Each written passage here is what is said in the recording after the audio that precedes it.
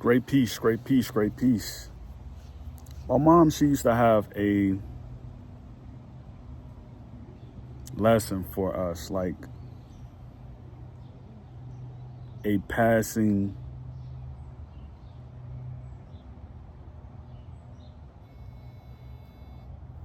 gesture of luck. When we were young, we used to always go in the kitchen when we didn't have anything to do living in the projects. Because like we're Southern Baptists, we're always thinking of things to do, especially like if we couldn't go outside.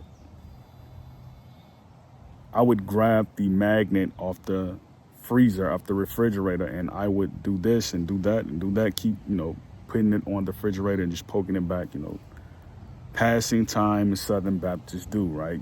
Play jump rope with the girls in the community, play baseball with the guys in the community, the young men, the boys. And of course, like, you think you're an American, so you have the autonomy of free speech. But dominant culture always tests whether or not you know your rights, meaning if you say something too controversial, you may be scolded. You may be maimed. It's kind of like the kid who grew up on Langley in Chicago, in St. Lawrence, that went to Money, Mississippi and whistled at a white woman. And the two suspecting white men with another fella who happened to be African American, right? They tortured him. Emmett Till, we all know that story, right? I used to have nightmares about it. Because I was like a little chubby kid who was his size. And like the women who went into the military, they would send books to my mother, for me and my sister to read. And it was always about Emmett Till, So we would play on the refrigerator with the magnet bar. We still have it to this day, right? It's the same little magnet. It's been here since, I don't know, the 60s. We still have that magnet.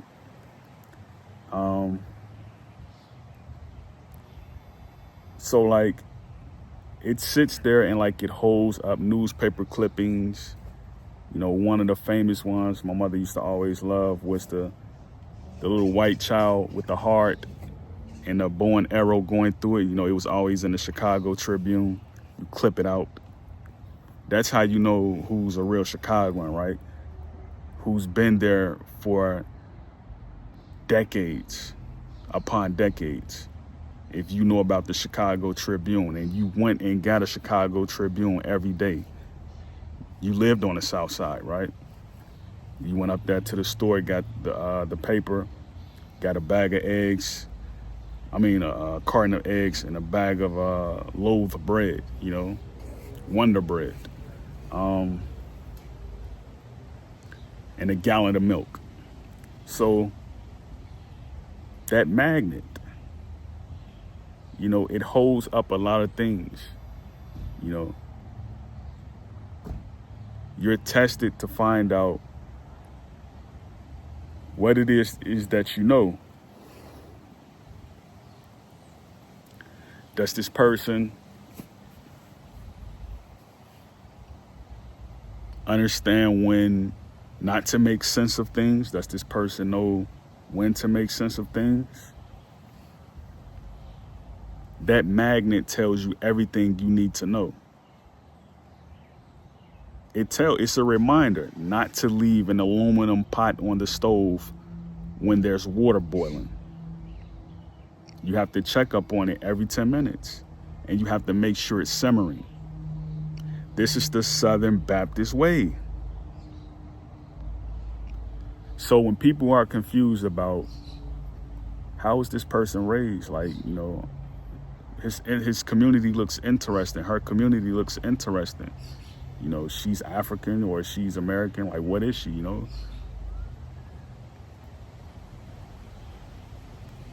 This is when you have to glance and you have to look at everything that's around you. You have to ask yourself, this one question. What is it that people were being taught in their homes after the civil rights era? Because all of us did not experience the same things when we came up from Mississippi and when we went back down there.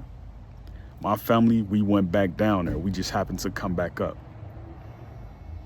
Why we're still in the North, I don't know why. I always think about, should I go down south? Should I stay up north? But when you see that people have private sales of weapons that fringe against your Ninth Amendment, right? Because everybody has the right to bear arms under the protection that they have a uniform. What do you do at that moment? Do you stay in the North? Do you go back south? Or do you say, let me have an opportunity to see what other places is like? This is why it's important to travel when you're 19 to 25. That's something that I did. My psychiatric years didn't happen until I was in my late 20s. Because I knew once I got into my 40s, I was going to have to be well established. I knew it. So